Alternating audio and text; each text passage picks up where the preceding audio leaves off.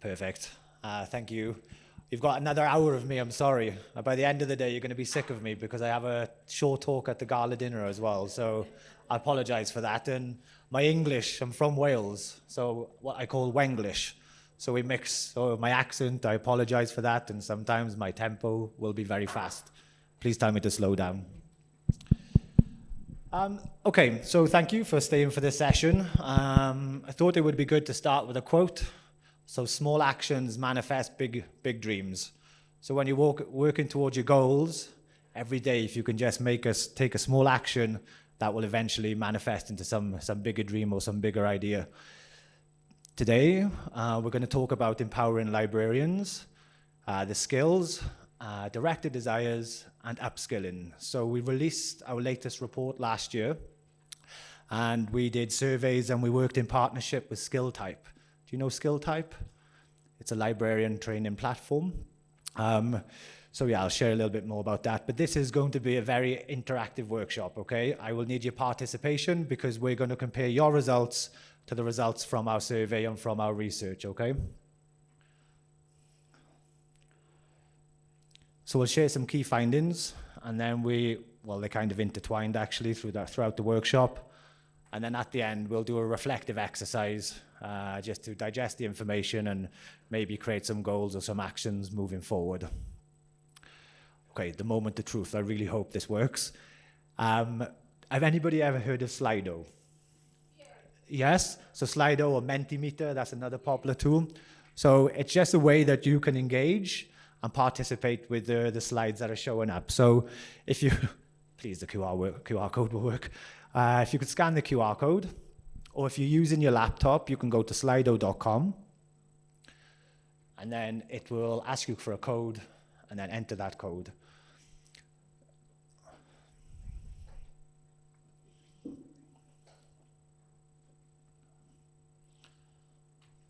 I'm also going to do it so I can see the screen with you.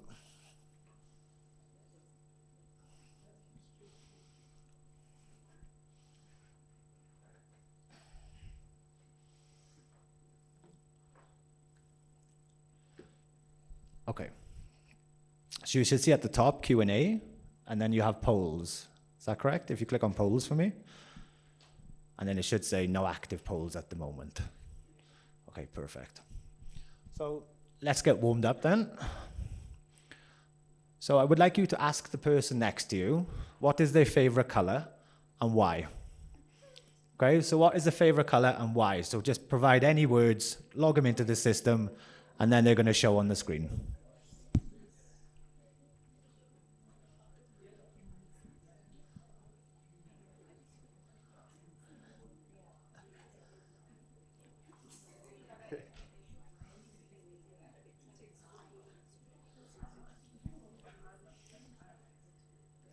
Perfect. Who likes purple? Yeah? Who likes purple? I love purple's my favorite color also. Yeah, if you type it into your phones, and then they will show up on the screen then.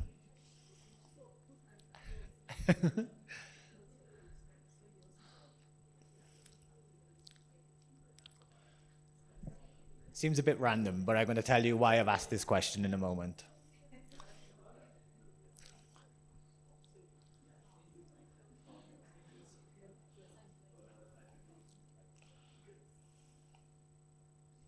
Oh, my apologies.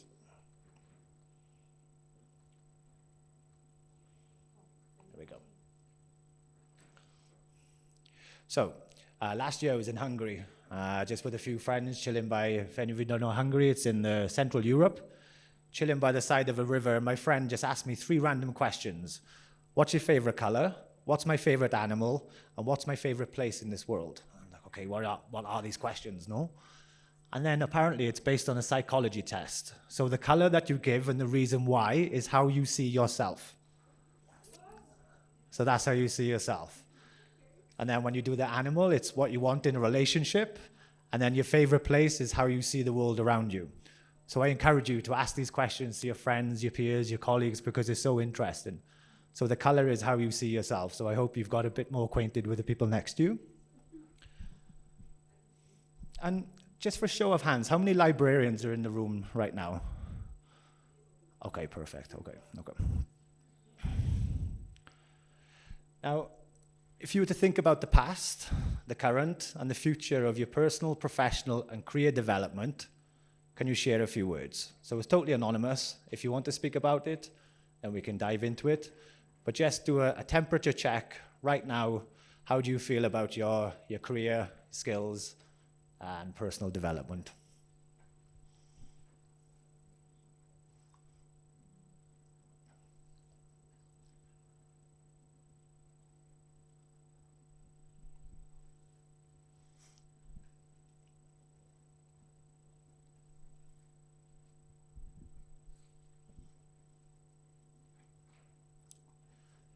Nice. Progressive.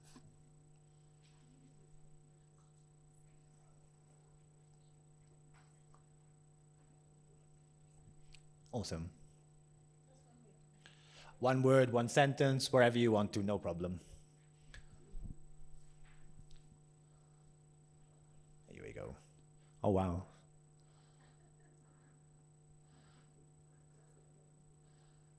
I think progressive, because the reason why it's bold is because people have chosen that option multiple times. Okay? Progressive people, nice. Okay, it's just a bit of reflection. Oh, keep them coming. Growth, perfect. Innovative, lifelong learning, changes. I feel knowledgeable now. Awesome.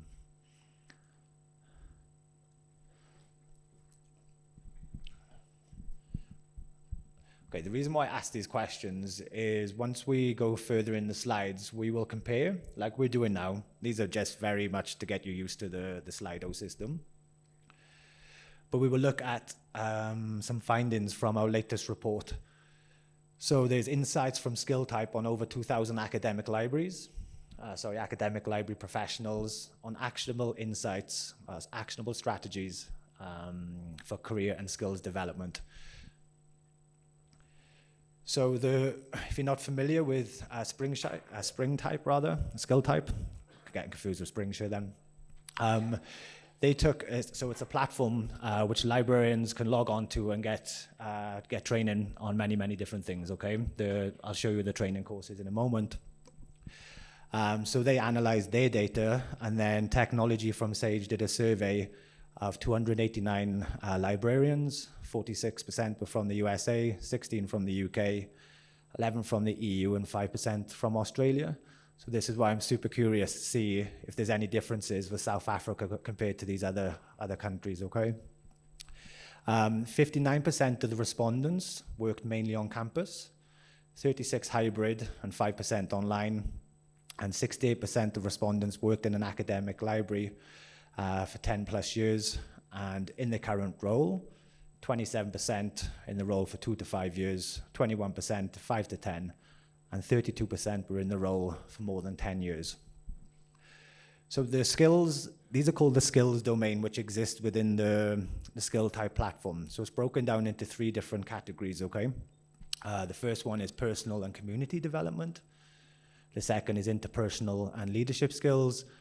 And then the last one, which is very librarian focused, which is information management skills. So these are all the different skills and the trainings that are available within skill type, okay?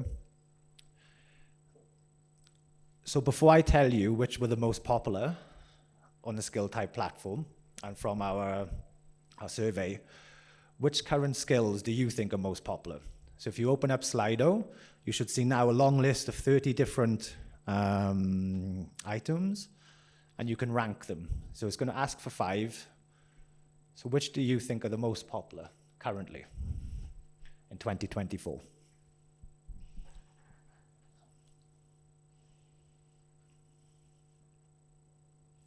Even if you're not a librarian, please contribute to it. I'm making you work for it now, isn't it? Say again, sorry? Yeah, no, definitely. I just chose 5 as because otherwise we could be there for a long time. Sorry. Now the pressure's on, you have to choose the top 5.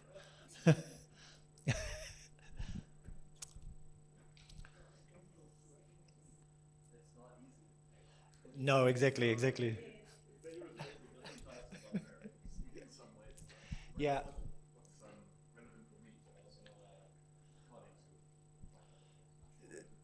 Definitely, definitely. I think on the actual research, it was done in a different way, but I was thinking, okay, how best to do this? So apologies for making it more difficult by pushing you into five.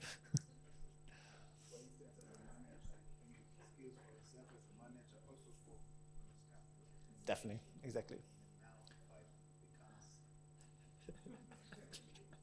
500.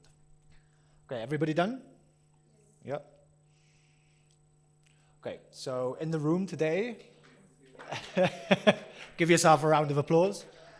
Um, good. So training and upskilling, maybe that is about AI, no? Yeah, most.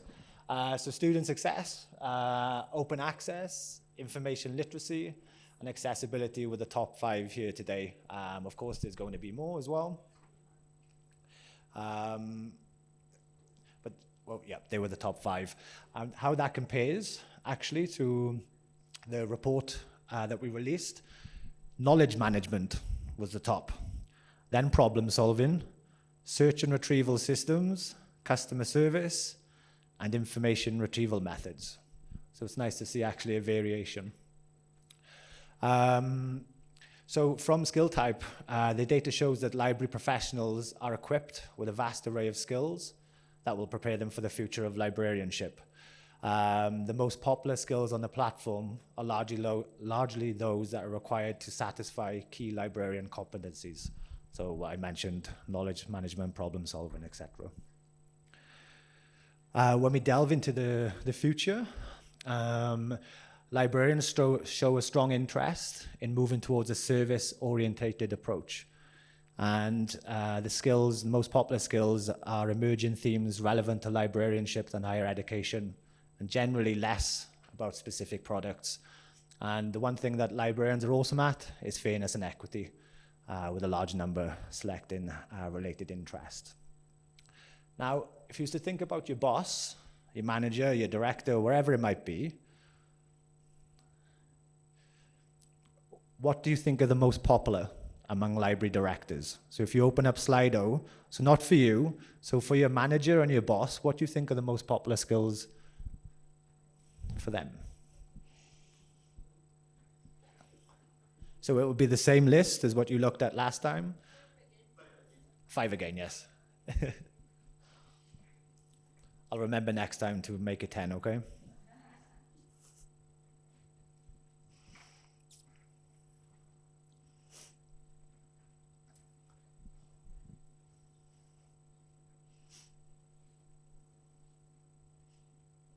This one is live. Let's see if it's a variation from what you chose.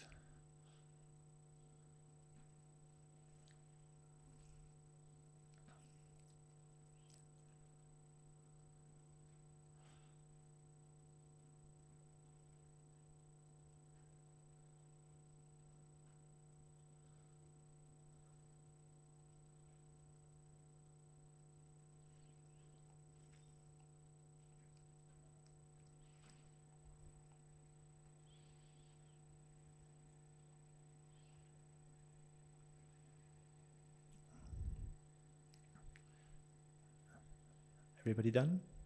Really?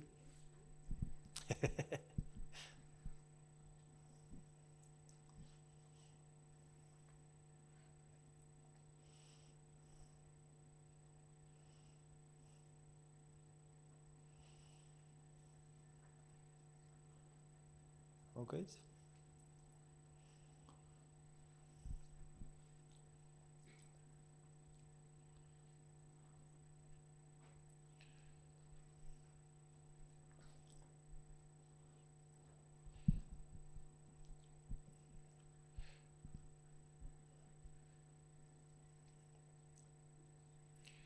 The reason why we asked about directors, we'll show you in the slide next. And it was quite interesting, actually. So I'll tell you what we found in our report, and then we'll compare it to what you have. So problem solving is the top. Leadership, which I think is quite natural, actually, to be in the top 5, I guess. But training and upskilling, that was first when you think about the current skills for librarians to develop.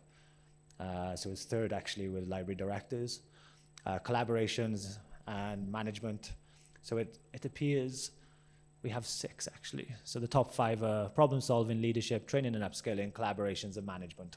What was super interesting, library directors have more of an interest in specific products. So LibGuides, Microsoft 365, and Zoom were all identified as within the top 10 for library directors, which was different to librarians actually.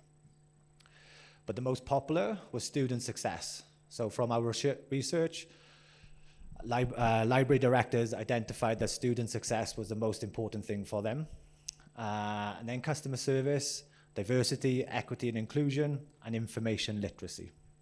So they were the top ones from library directors, what we call director desires. Anything jump out to you there? Does anything surprise you?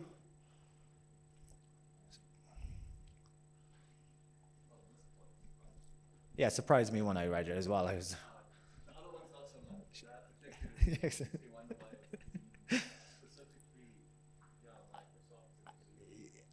Yeah, I was thinking also, I mean, come on, everybody's exactly, especially since the pandemic and everything, no? But yeah, that was there. So anybody? Anything else that jumps out? That's, whoa, a little bit that you didn't expect? Okay, I'm not going to push you too much, all right? So the next question is a very simple yes or no. Do you feel confident that you can meet the emerging technological changes that are facing the academic library? And I think it should say yes or no, or agree or disagree, right? On Slido.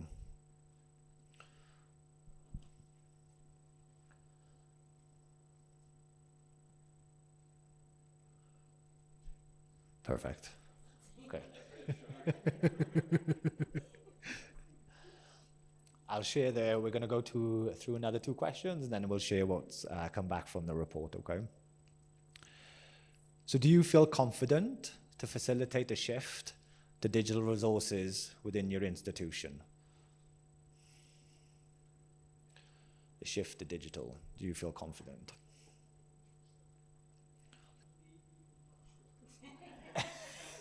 That is true. I didn't want to complicate things so much, no?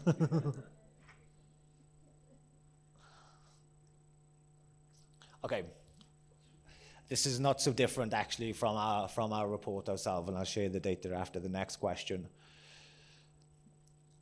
I can answer patron questions on the use of generative AI in their studies. Agree or disagree?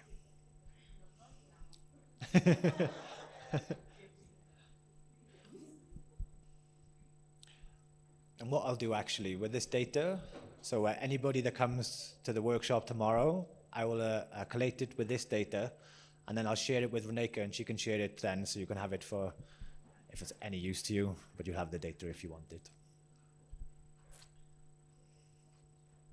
Ooh. So, yeah. Is that surprising for you then? You got a surprise face. No, I mean, that's kind of how I felt about answering the question. I half disagree, half agree. Depends on the question they come to. That's like, who am I answering for? Because I can talk about how the use of this work, but then it's kind of like, well, go back to your department and check with your lecturer. Sure.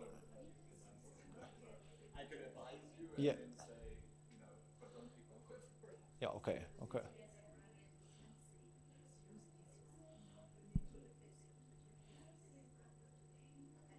Oh, really? Is it? Okay, exactly. Okay. And is that because that it would be that you don't, I don't know, like, because librarians have already information literacy skills and they have the amazing knowledge for technology. Why is it that librarians are skirting around the issue of AI? Why?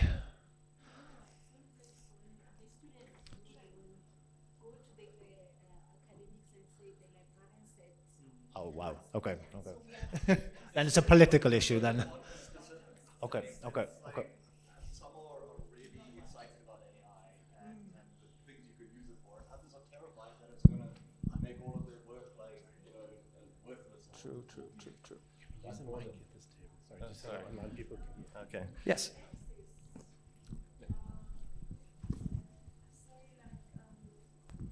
Hi, everyone. Hello. Coming from a reference library in KZN, eThekwini municipality, we access databases on a regular basis, like SebiNet, and one of our speakers spoke on LexisNexis. Yes. So we had an extensive law collection, and we had access to databases such as SebiNet and LexisNexis, where we retrieve, online law cases, for example, and acts, etc., e-journals. Yes. So yeah, we're working regularly on databases and e-resources. So my question is, do you think that you can work on AI? Because I'm not a librarian, right? So please forgive my ignorance around this, but some librarians that I speak to are really involved into the scene, and then like the situation, they live in it to faculty as well. So it's kind of, maybe what I'm saying here is kind of 50-50. Yeah, you'll be getting up and down, no worries. I think I can say we do work on AI, because you may notice that some of our platforms, AI is already embedded, Exactly. but we are not aware.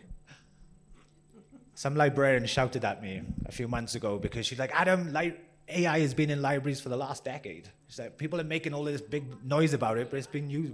It was a university in the UK. Okay.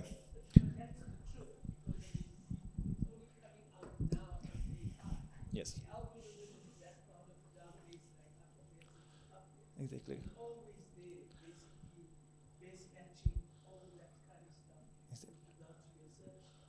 Yep.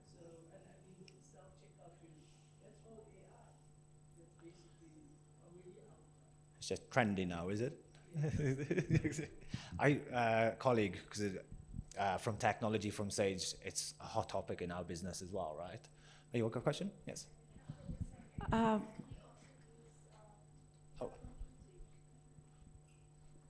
Yes, exactly.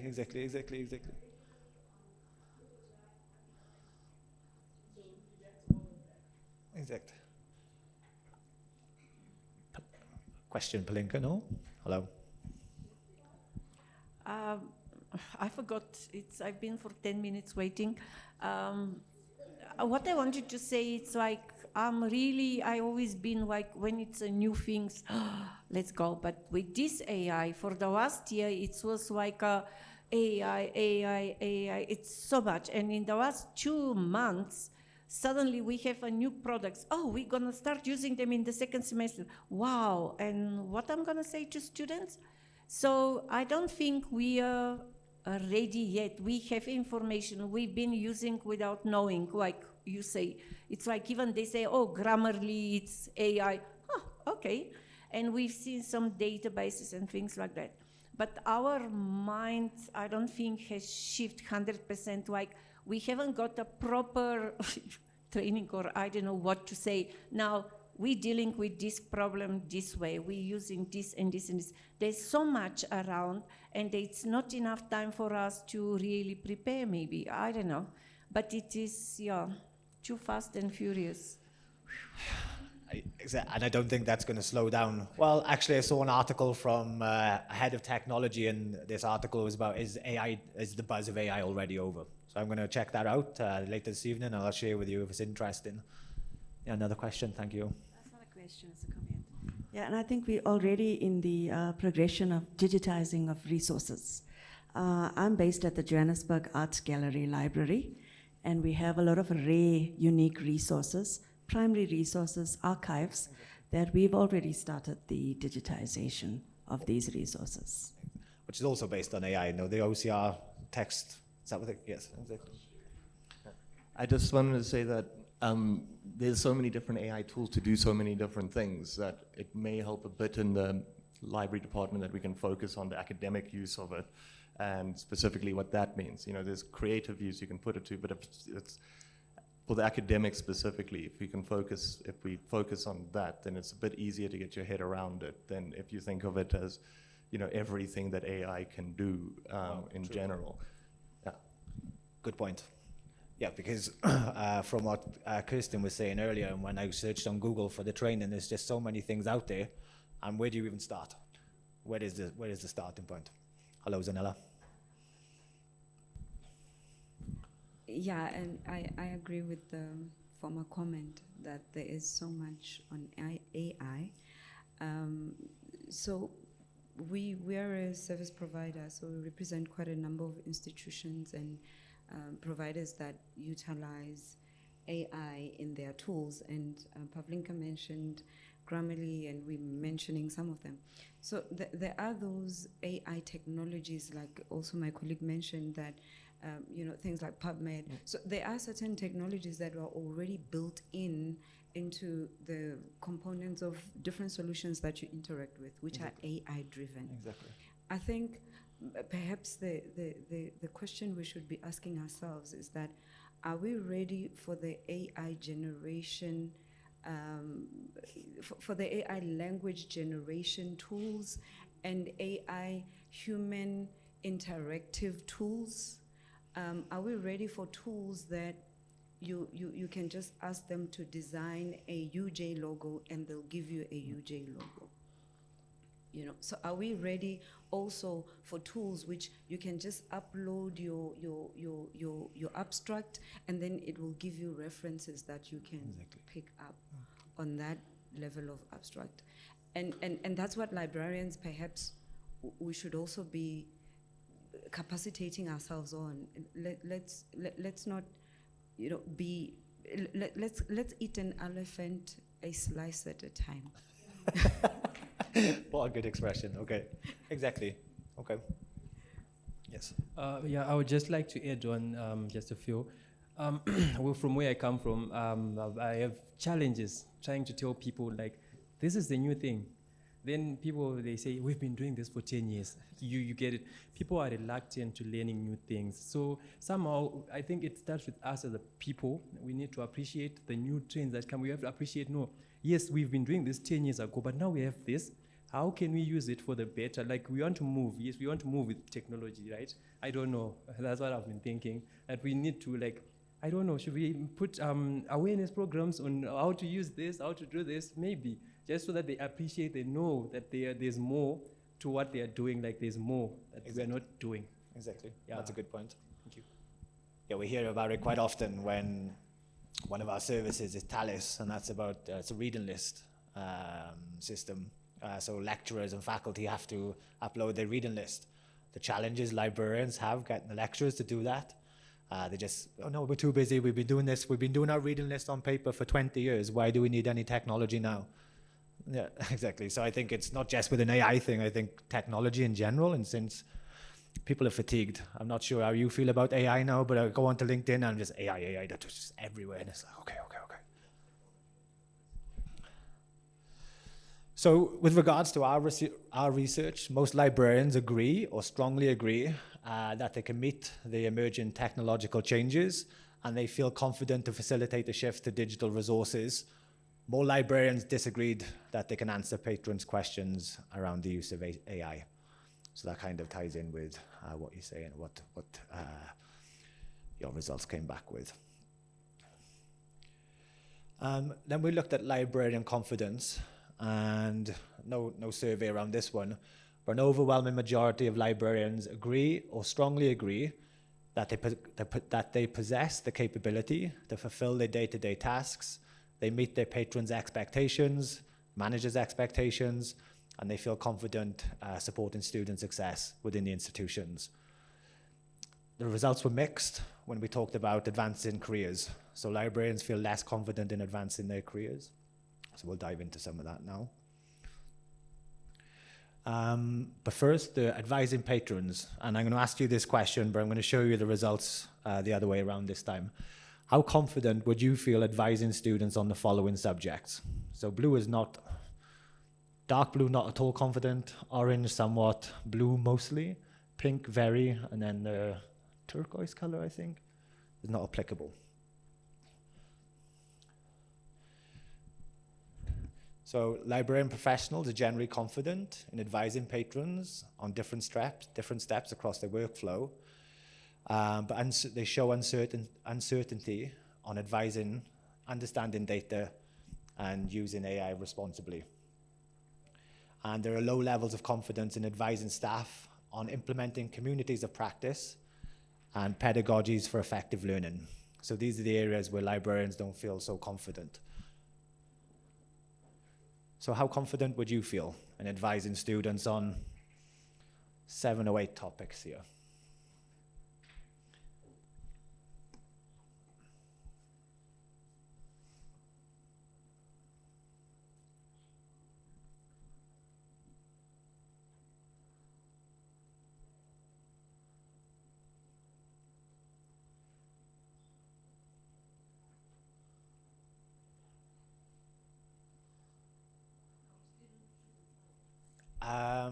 I think it should say on there, let me double check. On this one, I can't remember.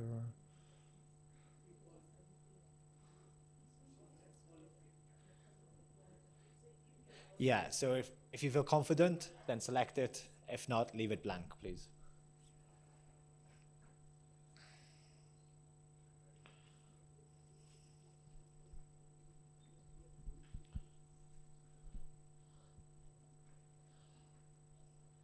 So getting access to resources at the top, I don't think that's going to move now with I think we only have 1 person left to submit, or 2 actually.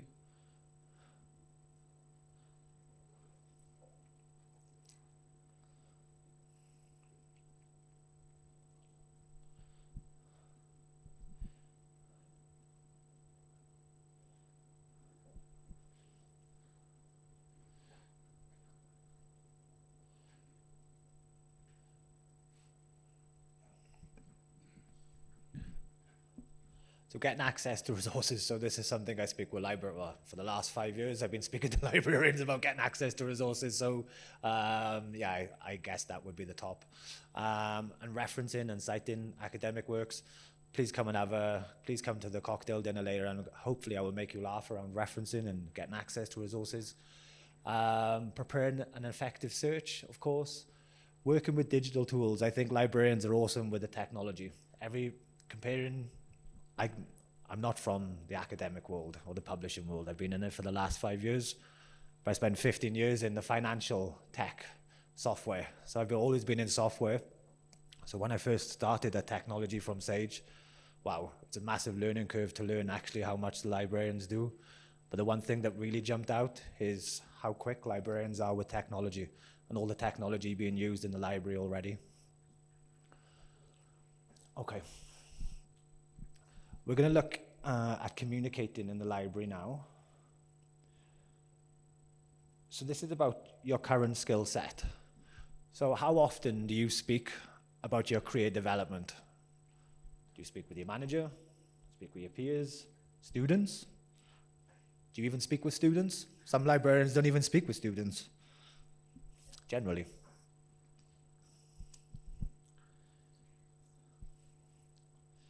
What was interesting from our report, we identified that many librarians are being left out of such conversations, librarians or staff without a postgraduate qualification or working in hybrid fashion. So librarians working in a hybrid fashion or don't have postgraduate qualifications feel less confident in developing their skill set or their career.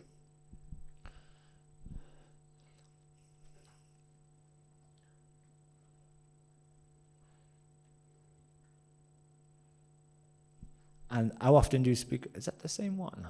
No, it's not. How often do you speak to the following people about developing your skill set? Yeah.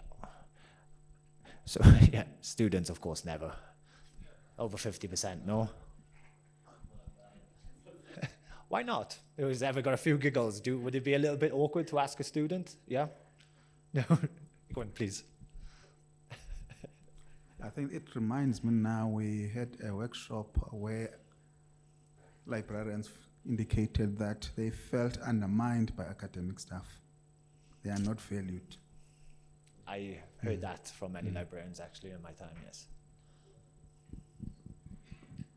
It's sad, actually. Any other points that you'd like to add for this?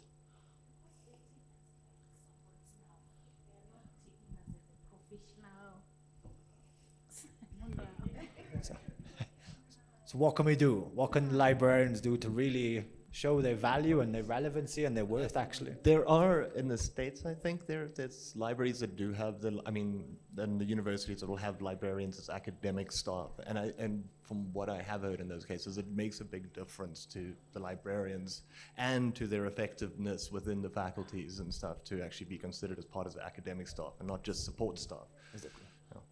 Exactly. Librarians need to start reflecting their qualifications on their signatures in their emails. They say on their Or maybe that's the secret formula, right? Okay.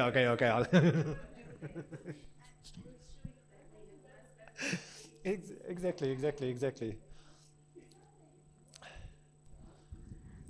I think to add on that, it's because the question that you asked, what is your favorite color? And you said it's a reflection of how we feel. Yes. So I think also our own professionals, as we are professionals, but what do we do in our own spaces to show our professionalism? Are we part of the professional body? Are we taking responsibility into that? So partly we are also to blame for how they perceive us as well. If you don't mind me to say, I think you're all too very humble. Librarians are far too humble. In the time that I've been here, some of the most knowledgeable, brightest people I've met, and they're the most humble. Is that not true? Yes? Okay, it's true, right? Exactly. I just want to make a comment. Coming from a reference library, a public reference library, we have had a lot of students, university students, college students, technical students, coming to use our resources because of inadequate resources in university libraries. So our relationship was like students confer, they ask, we engage in reference interviews. So the interaction was, I would say, good between a reference librarian and university students, in the sense that they need resources because of inadequacy in universities, colleges, technical colleges. So our interaction was quite good. Okay, nice. Do you think that students love librarians then? Of course, they do. Like our research over the past 4 years says that they love you. Okay, you can't please everybody, right? But for the majority, I think they love you, so. And I love the way the South Africans say yes. I love it, yes. I love it. So developing closely to be my favorite accent. So librarians generally feel supported by senior managers, line managers, and by their colleagues. However, a minority of librarians feel that students don't recognize, I think it's meant to say, their effort to learn new skills. So sometimes do you feel that students don't appreciate librarians as well? It's kind of highlighting what you say there, right? But I think it's only a small percentage compared to how much students do love librarians and actually what they do. It goes back to the point, I'm not sure how many students know everything what you do. You're not just a collection of books. You're not a warehouse of books. No, you do so much. And I think that's one of the biggest challenges of the library is advocating yourself, telling the world what you actually do. So think about the next 5 years, and yeah, we say 5 years, it could change in 1 year, it could change in 6 months with the current run rate of everything. But what do you deem to be the most crucial skills to develop in the next 5 years?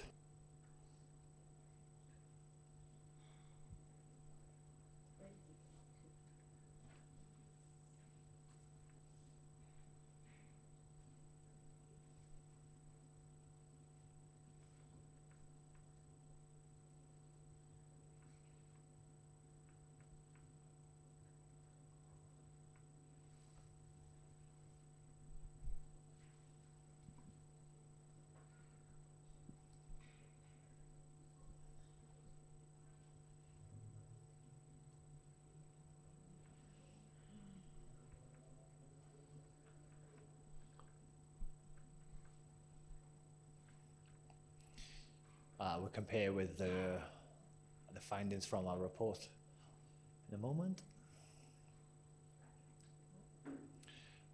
It's a surprising that academic outreach doesn't even make it onto the... Is that just because we want to avoid academics, or is it just not important? I heard that.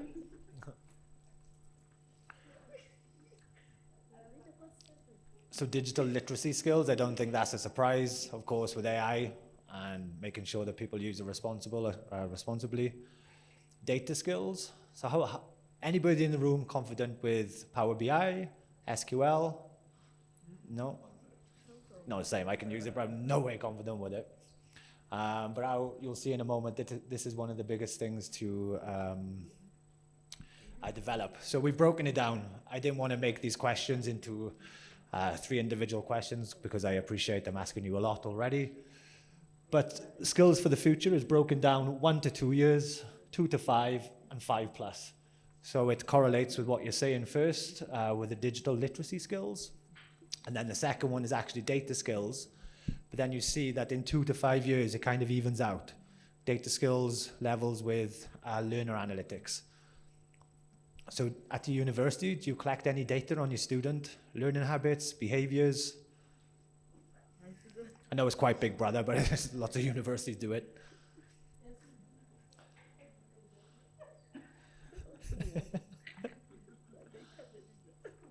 Certainly encouraged to learn how to, statistics are useful for reports. Get the microphone coming to you now.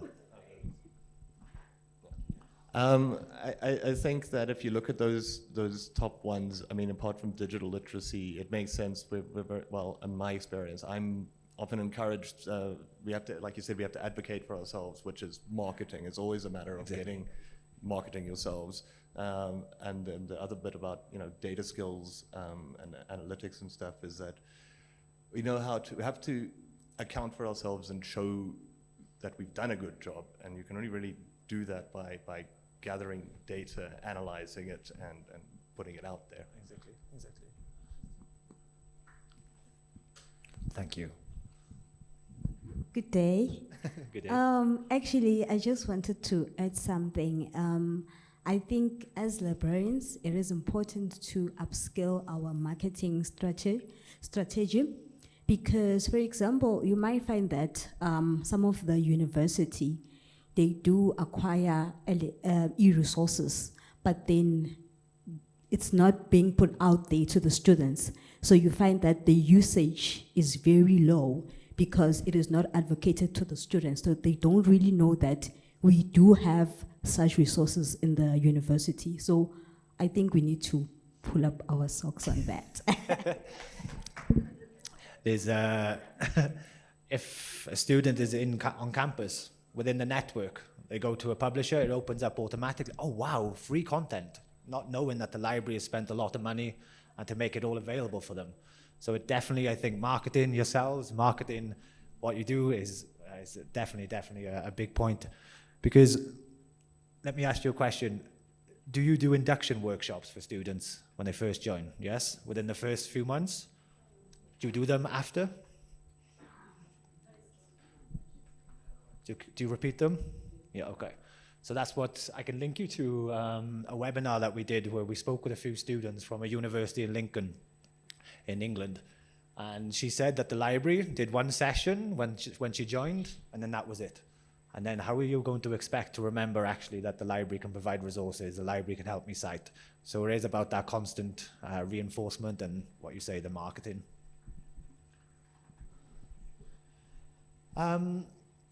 So what was the subject of the most recent training you engaged in?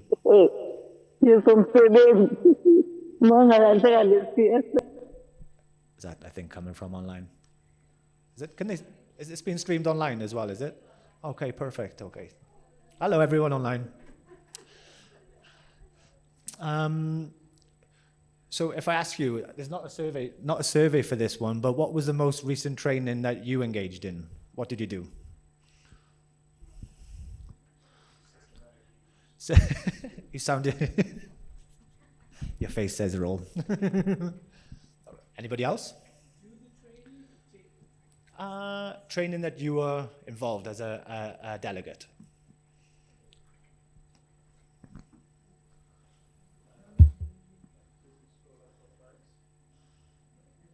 Google Scholar profiles? Okay. Anything else? Yes? We recently did a LexisNexis Plus training. Okay. As LexisNexis is launching a new platform. Okay. Yeah. Okay. Nice. Nice. Anything else? Any AI training? Okay, nice. Digital transformation. One moment. Can we get the microphone, please, for the people online? We had a discussion about AI generative. Yeah. About 5 of them. We do have an info forum. So we're still undecided which one to choose Okay. because we're still learning also. They give us that platform to learn for Yes. free. Okay. And then after that, they'll consider which one we can continue or not. Okay. Okay. Thanks. Okay. No, thank you. So in the short term, digital literacy skills and critical thinking skills are seen as the essential skills to develop. So that was seen from the previous graphs. And then moving into the medium and long term, librarians see skills in learner analytics being crucial to develop. And that kind of ties into what you're saying. So if you can prove your initiatives that you're doing within the university are associated to better learning outcomes, if you can get that data, there is your worth right there. Some people need the numbers, no? I'm not a number person generally, but I have to prove the numbers, right? Okay. So this, do any of you use Canva? Do any of you know Canva? Yeah? Wow, I love the AI image generator in there. So it's amazing actually. Always love Canva, but I stopped using it for 6 months and I started using it again recently. Like, wow, all of these new features. So this is taken from Sally Gibson from Missouri, Western State. So what's our role going to be as librarians if we're not collections and a study hall? So maybe that is a question I ask you. So if you're not a collection of books and you're not a study hall, then what is the library and what is librarians? I think in the end it's always information literacy, one way or another. You know, however it goes, it's going to be how to access, find, tell what information's good information from bad information. Actually, the way things are looking right now, it's going to be, we might be the only people left to tell people what's real and not real. It's true. We're also going to advise and train our students on how to use those AI generative and encourage them to be transparent so that they don't get penalized. Exactly. Yes, please. Probably archivists as well as digital information curators. Okay. Those are the possibilities. Nice, thank you. Any more? Okay. So we got about 10 minutes left and we're all going to take some cocktails. Please. So I will just add what Ingo said. We are going to advise the student how to use AI ethical way. Exactly. So librarians really need to get moving to get their confidence with AI because students, they're using it. And I've got a few friends who just finished their masters in structural engineering. And the stuff that they were using AI for, they were using it for the literature review. They were copying it, what they were saying earlier, taking it from ChatGPT, copying into another system, copying into another one. Yes. So, I'm not going to say the university or anything or the people, but just kind of in my mind, actually. Say that we will continue. Through our institutional repositories. Nice. And also play a role in the research data management. That's a very important one. Okay, so I go back to the original quote that we started with, and I created this myself, actually. When I was playing around, I'm like, yes, small actions manifest big ideas. Yes, can we take the microphone to Palinka, please? For the people online, they won't hear you, the people online. Oh. There we go. Okay. Thank you. No, it's something that it's not this. It's about Lean Library because I know it's your. Go for it. I just want to say that since we have the Lean Library, especially in February when the sighting came out, Exactly. it's really became more of my favorite. Bless you. And it's worked very well for students. Thank I you know very we're not teaching them actually how to properly reference to know, but as you said, we need to think like a student, and if we can give them something that works, you know, so yeah. True. I had a very interesting conversation with a product manager the other day. So technology from Sage has so many ex-librarians working there, right? And I shared a quote from Janina Westerhausen, who used to work in UJ. And she said, our students... Janina, yes. Exactly. Our students, our patrons are not little librarians. Well, it kind of triggered the product manager because he's a librarian. He's like, yes, but Adam, they shouldn't be going to Google. They need to be learning the proper skills. And I totally agree with that. But if the librarian can step in to help them when they need it, you create that connection with the student then. And they're more likely to come to the librarian in future. Then you teach them to go to the discovery layer. Yeah. It's about getting them, cast the net or the fishing rod, get them, and then they're more likely to come to you in the future. Then you teach them the proper habits. You know what, we still teach them how to get through the library, but you know what, especially with the LIB guides, because I saw the LIB guides were in high priority for leadership. Exactly. So when we have it, Lean Library through the LIB guides and resources and everything, and show them the different sites, how to connect to the full text. End of the day, they still come back to the library and to the library spaces, being virtual or physical or whatever. But yes, just for some colleagues from other universities who do not have Lean Library, that's what I'm mentioning, that it's a good resource to have. Thank you so much. I'll pay you later for that, okay? Okay, so just some thinking then. So if you were just to take a moment of contemplation, what was the most surprising data point for you? Maybe from our research or maybe from the survey that you did. What was most surprising? Or what was most expected?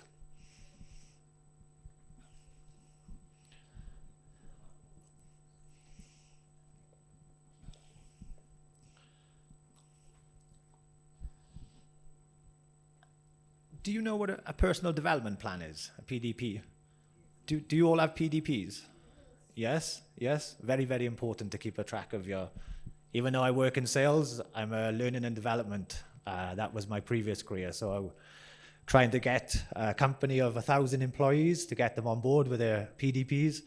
I felt like I was a librarian marketing to students as well. So that was a challenge, but definitely worthwhile to keep a tab on all of your goals. I'm going to ask you now, if there's one action that you can take now, in 1 day, 3 days, that will help you move towards that goal, what would it be? If you can take any action right now or in 3 days to move towards your goals, what would that be? And actually, can anyone in this room help you with that? You have to ask each other to find out, I guess. Please. As a librarian, I would say read. It'd be quite surprising if you didn't say that, actually, right? Obviously, network as well, as you said. Network, exactly. For me, it was, like I said to you, 5 years I've been in this industry. I've had to rely a lot on people that I speak with, librarians, to try to digest and absorb as much information as possible. Hello? Upskilling. Upskilling. Good. Okay, so that's pretty much it. If you can write something down to move to an action that you can take, taking it from the ether, from the mental realm, putting it into the physical realm always helps. So if you can take what's the action, don't run away, because tomorrow I'll ask you for this action, so I'll chase you down for it. But yeah, that was pretty much it, everyone. Thank you. The actions that you could take today, small actions, manifest into big ideas.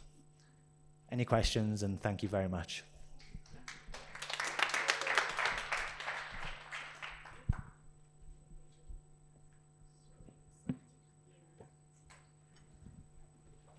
Yeah, the Skill type.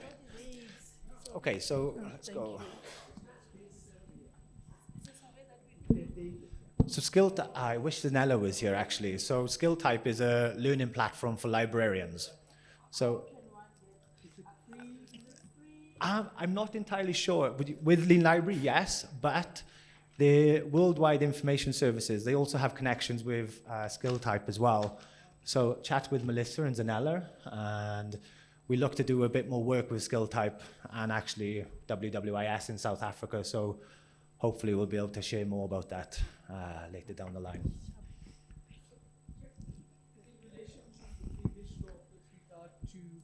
LibGuide workflow. Exactly. How interactive is that tool with regard to workflows and LibGuides, and is it something you pay for, or is it freely available? It is something that you pay for, sadly. I wish I could give it to you free, but we're in that game now. But I focused on LibGuides, but it can be anything. You can put training videos, YouTube videos, PDFs into the user workflow so they will show automatically. That's one part. The other part we also do is simplify access to the resources. So if I'm a student and I go to a publisher directly, I have to find access. Then I see access via institution, Open Athens, SSO, Shibboleth, all this terminology that students simply do not need to know. So what we say, actually, click here to get access. We take them then to the authentication system, and then they're into the authenticated environment. So there's many more parts of Lean Library, but the idea is actually to advocate for the library. So if users are not going to the library website, no worries, we take the library to them.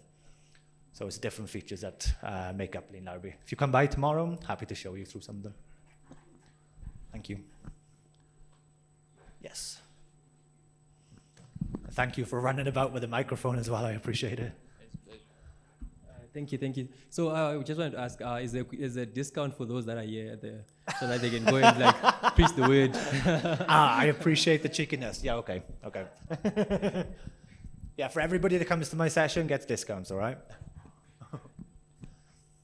Any more questions? Wow, that's good negotiation, no? Librarians definitely don't need to learn how to negotiate. They already do a good job. Okay, everybody, enjoy, have fun at the cocktails, and yeah, like I said, you're going to be sick of me because I have another short talk to go through as well. So thank you very much for attending. I really appreciate it. Thank you so too. much.